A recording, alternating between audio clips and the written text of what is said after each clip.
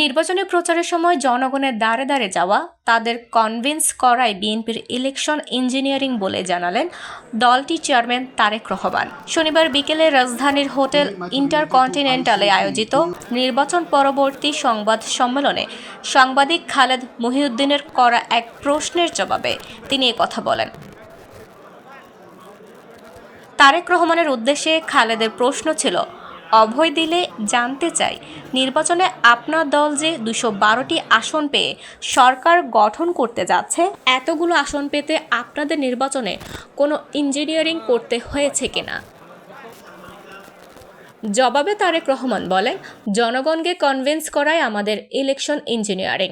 আমরা জনগণের কাছে বারবার গিয়েছি, কথা বলেছি। জনগণকে কনভিন্স করে একটি সুষ্ঠু সুন্দর পরিবেশ এনশিওর করাটাই ছিল আপনার প্রথম প্রশ্নের উত্তর।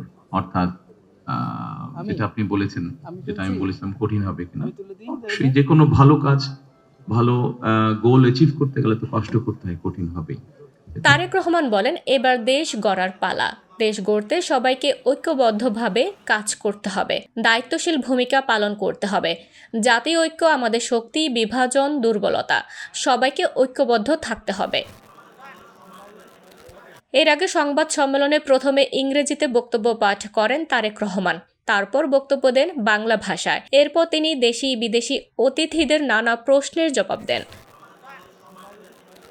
এ সময় ত্রয়োদশ জাতীয় সংসদ নির্বাচনে জামায়াতে ইসলামী, জাতীয় নাগরিক পার্টি এবং ইসলামী আন্দোলন সহ যেসব দল অংশ নিয়েছিল সব দলকে অভিনন্দন এবং সাধুবাদ জানান তারেক রহমান।